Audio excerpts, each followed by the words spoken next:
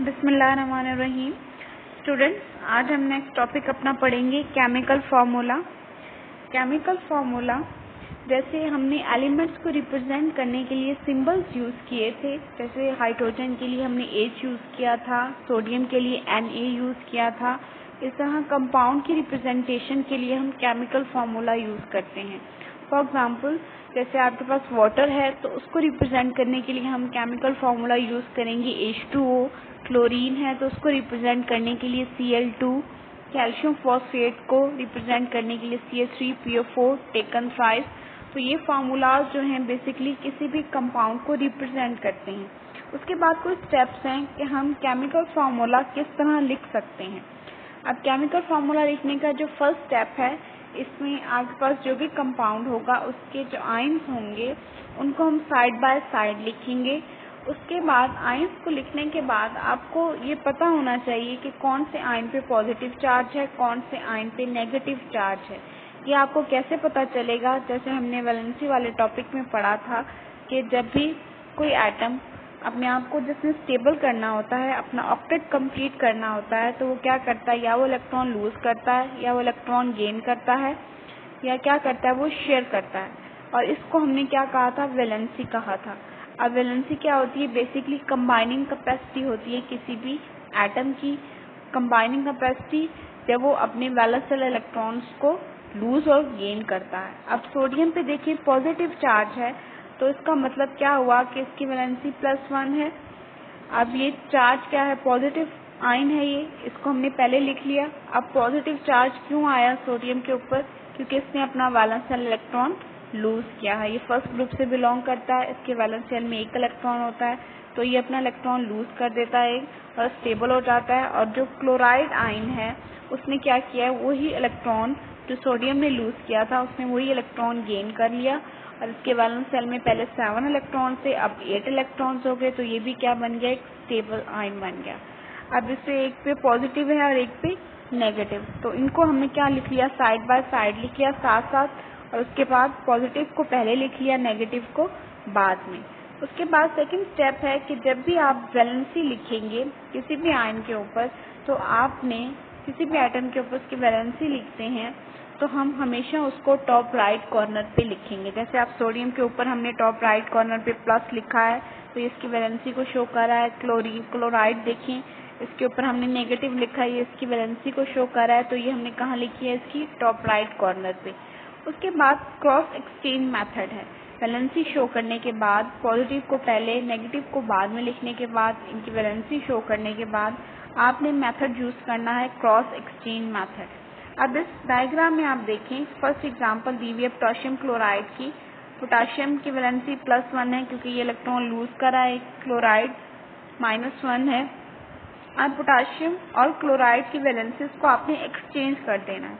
इनके just number को आपने एक्सचेंज करना है, साइन एक्सचेंज नहीं करने। नंबर जैसे पोटाशियम 1 है तो ये आपकी क्लोराइड के नीचे ट्रांसफर हो जाएगी डाउन कॉर्नर पे, राइट डाउन कॉर्नर पे, और जो क्लोराइड का -1 है इसका जस्ट 1 जो है वो पोटाशियम के नीचे ट्रांसफर हो जाएगा राइट डाउन कॉर्नर पे। अब देखें कि K1 हो गया है और जो क्लोराइड है, क्लोरीन है, उसके साथ भी हमने 1 लिखा है। जब आप इसका केमिकल फार्मूला लिखेंगे तो ये क्या बन जाएगा? KCl। इसमें 1 को आपने इग्नोर करना है। जैसे आपने मैथ्स में भी पढ़ा होता है कि जो 1 नंबर होता है उसको मेंशन करने की ज़रूरत नहीं होती, तो केमिकल फार्मूले में भी आपने 1 को मेंशन नहीं करना। यहाँ तो वैलेंसी सेम थी, लेकिन नीचे एग्जाम्पल आप देखें कैल्शियम और क्लोराइड की। अब कैल्शियम के ऊपर क्या वैलेंसी है? उसकी +2 हो रही है, क्लोराइड की -1, तो आप एक्सचेंज कर देंगे। अब कैल्शियम की वैलेंसी क्लोराइड के नीचे आएगी और क्लोराइड की जो 1 है वो कैल्शियम के नीचे। अब ये क्या हो जाएगा? Ca1 हो जाएगा और कैल्शियम Cl2। अब हम इसका फॉर्मूला लिखेंगे तो 1 को हम मेंशन नहीं करेंगे, तो इसका केमिकल फार्मूला क्या बन जाएगा? कैल्शियम क्लोराइड का CaCl2। इसमें एल्यूमिनियम क्लोराइड है, एल्यूमिनियम और क्लोराइड की वैलेंसी को हमने एक्सचेंज किया है तो उसका फार्मूला AlCl3 हो गया है। पोटाशियम हाइड्रोक्साइड है, उसमें हमने दोनों की जो वैलेंसीज थी वो 1-1 थी, इनको एक्सचेंज किया है, 1 को इग्नोर किया है और आपके पास वैलेंसी क्या आ गई है? 1-1, और फॉर्मूला क्या बन गया है? Potassium hydroxide KOH। उसके बाद कैल्शियम हाइड्रोक्साइड है, इसमें कैल्शियम की वैलेंसी +2 है, हाइड्रोक्साइड की 1 है, इसको आपने एक्सचेंज किया है तो फॉर्मूला आपका CaOH टेकन ट्वाइस हो गया है। अब इसकी रीज़न क्या है, क्योंकि यहाँ पे आप देखें कि पहले जितनी भी आपने एग्जाम्पल्स पढ़ी हैं जिसमें एक ही एटम था, एक ही आयन था, लेकिन यहाँ पे ग्रुप ऑफ एटम है, एक से ज़्यादा एटम्स हैं। जब एक से ज़्यादा एटम्स होते हैं तो उनकी जो वैलेंसी होती है वो ओवरऑल वैलेंसी, उसको हम ब्रैकेट्स में लिखते हैं, ठीक है, क्योंकि एक रेडिकल बन जाता है, इसकी वैलेंसी हम ब्रैकेट में लिखेंगे। इसके बाद नीचे भी सेम यही केस है कि आपके पास एल्यूमिनियम हाइड्रोक्साइड है, इस एल्यूमिनियम हाइड्रोक्साइड में OH3 है और Al1 है। अब OH3 कहाँ से आया, एल्यूमिनियम की वैलेंसी हमने एक्सचेंज की है और यहाँ पे OH की वैलेंसी 1 थी तो एल्यूमिनियम की 1 हो गई है, लेकिन जो OH3 है उसमें क्या हुआ है कि आपके पास 3 लिखा है, लेकिन आपने ये जब फॉर्मूला लिखना है तो ये वैलेंसी आपने ब्रैकेट में शो करनी है। उसके बाद पॉइंट आता है कि अगर वैलेंसी सेम हो, अगर दे आर ऑफसेट कि वो सेम हो जाएं, इक्वल हो जाएं, तो आपने उसको केमिकल फार्मूले में नहीं लिखना। जैसे आपने कैल्शियम क्लोराइड की एग्जांपल देखी, इसमें कैल्शियम की 1 थी, क्लोराइड की भी 1 थी, तो आपने इसको मेंशन नहीं करना। जब वैलेंसीज डिफरेंट हो तो आपने उनको मेंशन करना है। डिफरेंट का मतलब क्या है कि जैसे कैल्शियम की सेकेंड एग्जाम्पल देखिए, कैल्शियम की +2 है, क्लोराइड की 1। अब दोनों की वैलेंसीज क्या है, एक की 2 है, एक की 1 है, डिफरेंट है, तो आप इसको केमिकल फार्मूले में मेंशन करेंगे। उसके बाद नेक्स्ट आपके पास आता है रेडिकल। अभी मैंने आपको बताया है कि जब एक एटम के ऊपर चार्ज होता है तो वो आयन होता है, लेकिन अगर ग्रुप ऑफ एटम्स हों, मतलब एक से ज़्यादा एटम उनके ऊपर चार्ज हो तो वो चीज़ रेडिकल होती है। तो रेडिकल में क्या होता है, सेम स्टेप्स वही हैं कि आपने पॉजिटिव को पहले लिखना है, नेगेटिव को बाद में लिखना है, क्रॉस एक्सचेंज मेथड यूज़ करना है, लेकिन इसमें एक स्टेप है जो थोड़ा डिफरेंट है। फॉर एग्जाम्पल देखिए, आप नीचे एग्जाम्पल कैल्शियम फॉस्फेट की दी गई है। अब कैल्शियम ने 2 इलेक्ट्रॉन अपने लूज किए हैं और फॉस्फेट पूरे पे चार्ज आपका क्या है 3-, तो इसका मतलब इस पूरे ग्रुप ऑफ एटम, अब इसमें एक फॉस्फोरस है, 4 ऑक्सीजन है, तो ये क्या है, ग्रुप ऑफ एटम है। इस ग्रुप ऑफ एटम के ऊपर चार्ज आपका -3 है। अब क्या करेंगे, हम इसकी वैलेंसीज एक्सचेंज करेंगे। 3 जो होगी वो क्या होगी, कैल्शियम के नीचे, और कैल्शियम की 2 आ जाएगी फॉस्फेट के साथ। तो हम इसका केमिकल फार्मूला अगर लिखेंगे तो आपके पास क्या होगा, CA3 होगा, और PO4 की जो वैलेंसी है वो क्या हो जाएगी, 2 हो जाएगी, लेकिन इस 2 को हम हमेशा ब्रैकेट्स में लिखेंगे। रेडिकल की वैलेंसी जब भी आपने शो करनी है तो उसको आपने ब्रैकेट्स में शो करना है। ये आपके स्टेप्स थे केमिकल फार्मूला लिखने के। उसके बाद आपके पास सिग्निफिकेंस है कि केमिकल फार्मूले की क्या इंपॉर्टेंस है, क्या सिग्निफिकेंस है। ये इम्पोर्टेंट है, क्वेश्चन लॉन्ग क्वेश्चन में आता है मोस्टली पेपर में। इसमें फर्स्ट जो आपका केमिकल फार्मूला है उसके थ्रू आप किसी भी नेम सब्सटेंस का नेम बता सकते हैं। जैसे अगर आप मैं कहती हूँ आपको H2O, तो इसका नेम क्या होता है, वाटर, तो आप केमिकल फार्मूला देख के उसका नाम बता सकते हैं। जैसे NaCl है तो उसका नेम क्या है, सोडियम क्लोराइड, तो हमें कैसे पता चला ये सोडियम, इसके केमिकल फार्मूले से। H2SO4, तो ये क्या कंपाउंड का नेम क्या है, सल्फ्यूरिक एसिड, तो इसमें आपको नेम कहाँ से पता चल रहे हैं, उनके केमिकल फार्मूला से। उसके बाद tells the name of element present in a compound.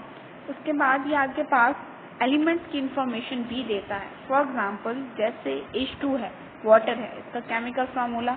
अब H2O को देख के आपको क्या पता चल रहा है कि इसमें 2 हाइड्रोजन है, 1 ऑक्सीजन है, तो इसमें एलिमेंट्स की इंफॉर्मेशन भी आपको मिलती है।